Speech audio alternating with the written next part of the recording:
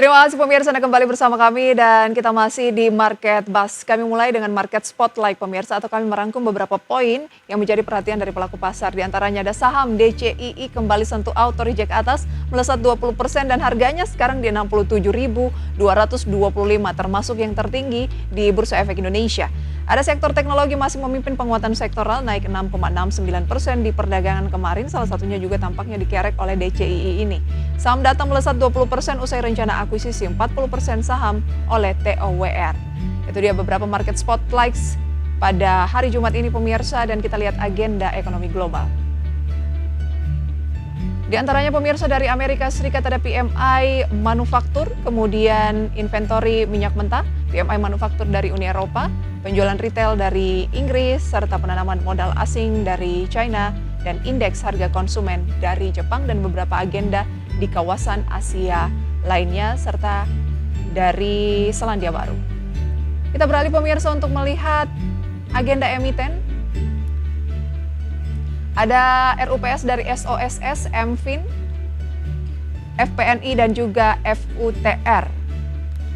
Update dari Bursa Asia pemirsa sebelum kita bahas mengenai peluang pembukaan indeks harga saham gabungan pada pagi hari ini, di mana mayoritas juga melemah seperti Bursa Global atau Amerika Serikat, Nikkei turun 0,24%, Straits Times 0,03%, Kospi turun 0,4%, Hang Seng Hong Kong melesat 2,27%.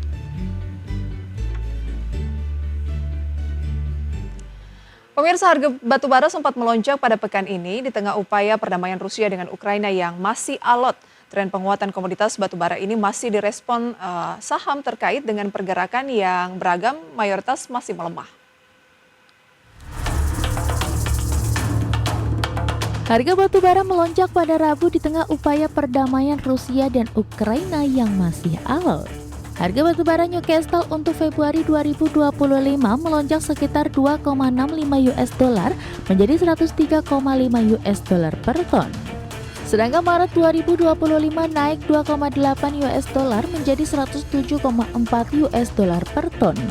Adapun April 2025 naik 1,2 US dollar menjadi 110,3 US dollar per ton. Kesepakatan damai antara Rusia dan Ukraina terancam setelah adanya serangan drone Ukraina terhadap infrastruktur minyak Rusia. Serangan luar biasa ini terjadi sehari setelah Trump mengklaim bahwa Ukraina bertanggung jawab atas invasi Rusia pada tahun 2022. Hal tersebut meningkatkan kekhawatiran di antara sekutu Amerika di Eropa bahwa pendekatan Trump dalam mengakhiri konflik Rusia-Ukraina lebih menguntungkan Moskow. Dikutip dari Reuters, Presiden Amerika Serikat Donald Trump pada Rabu mengecam Presiden Ukraina Volodymyr Zelensky sebagai seorang diktator. Ia memperingatkan bahwa harus bergerak cepat untuk mengamankan perdamaian atau beresiko kehilangan negaranya. Hal ini semakin memperdalam perselisihan antara kedua pemimpin tersebut. Perang Rusia-Ukraina yang terjadi sejak 3 tahun lalu menjadi salah satu penyebab harga-harga batu bara melonjak. Adapun harga sejumlah saham sektor batu bara masih kompak tertekan sejak awal tahun, di antaranya PT Alam Tri Resources Tbk atau ADRO minus 9,5%, PT Bumi Resources Tbk atau Bumi minus 6%, PT Bayan Resources Tbk atau BYAM minus 1%, PT Golden Energy minus Tbk atau GEMS minus 9,5%, PT Indo Tambang Raya Mega Tbk atau ITMG minus 5,5%, dan PT Bukit Asam Tbk atau PTBA minus 3%. Berbagai sumber IDX Channel.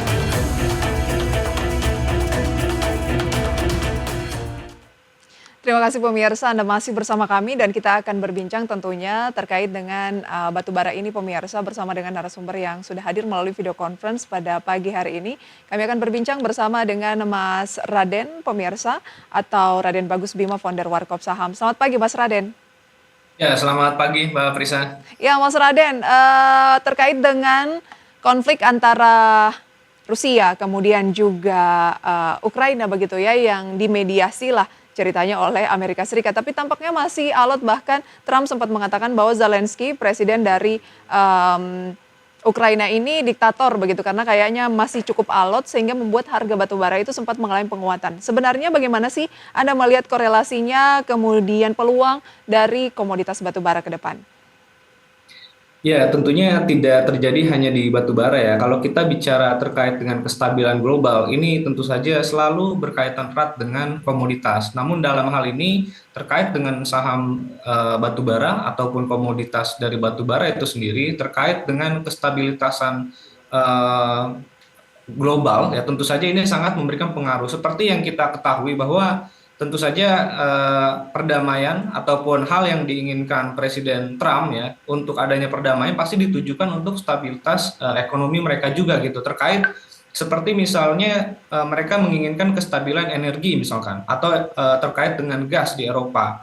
Artinya ketika nanti Rusia dan Ukraina terjadi sampai akhir perdamaian tentu saja hal itu bisa terwujud gitu. Namun memang saat ini kalau kita lihat setelah perundingan memang yang waktu sudah terjadi ya di beberapa hari lalu terkait dengan pertemuan US dengan Rusia di Arab Saudi kemarin, tentunya hal ini direspon masih negatif nih terhadap harga-harga saham. Tentu saja artinya walaupun kemarin sempat perundingannya cukup alot, tapi respon-respon dari yang kita lihat saat ini dari harga komoditas batu baranya sendiri, lalu dari saham-saham yang ada di market kita sendiri, responnya negatif, artinya mengalami penurunan. Artinya dalam waktu dekat ini, walaupun sekarang masih alot, kecenderungannya masih memungkinkan untuk terjadinya perdamaian dalam waktu dekat ini, karena memang kondisinya sudah tercermin gitu sebenarnya di market. Walaupun sekarang masih ada beberapa hal yang mungkin saja bisa terjadi di luar ekspektasi. Baik, kan sudah sempat akan ada kesepakatan untuk berdamai, tetapi ternyata Ukraina ini kembali mengirimkan drone menyerang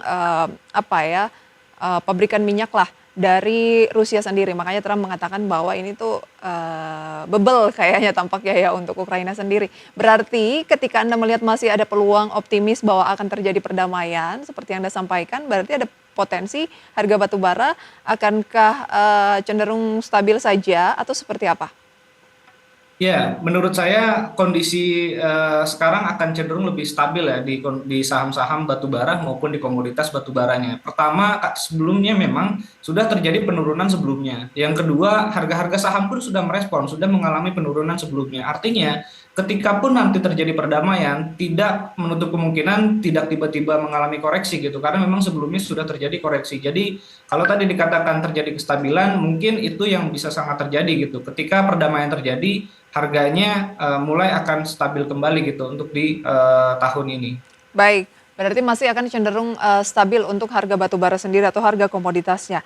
Nah, kalau kita lihat untuk kinerja dari harga saham-saham berbasis batu bara, ada 6 mungkin yang yang kami tampilkan begitu pemirsa sejak awal tahun hingga saat ini seperti Alam Tri, begitu kemudian ada Bumi, semua ini masih bergerak di teritori negatif dan mungkin bisa kita simak di layar begitu. Dan pelemahannya juga masih cukup signifikan, misalnya Adro atau Alam Tri begitu ya.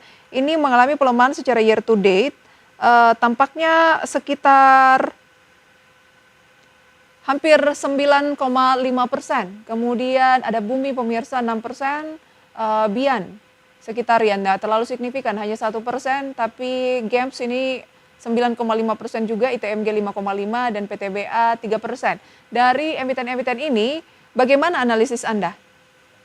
Ya, dari saya dari 6 emiten ini, Mbak Prisa, saya coba lihat ada 2 emiten yang memang menarik perhatian saya, yaitu adalah Alam Tri ya, AADI ataupun ITMG, karena AADI sama ITMG ini tentu saja perdagangannya bergantung pada ekspor gitu. Nah, artinya dominasi dibandingkan dengan seperti misalkan PTBA yang dimana lebih banyak penjualannya ke domestik dan lebih stabil ya kontrak ke PLN, sementara AADI ITMG yang sangat bergantung pada pasar global, pada pasar ekspor, sehingga ketika terjadi kondisi penurunan harga seperti dari awal tahun ini, tentu saja akan langsung berdampak terhadap pendapatan, terhadap kinerja AADI dan juga ITMG. Jadi hal ini memang seperti yang tadi saya sampaikan sudah tercermin sebenarnya, bahkan dari pertengahan tahun di 2024 kemarin gitu, dan atau bahkan dalam 1 tahun terakhir ini memang pergerakan harga batu bara terus melemah dan masih berlanjut sampai dengan saat ini, sehingga sudah sangat tercermin ya. Tadi ada saham AADI,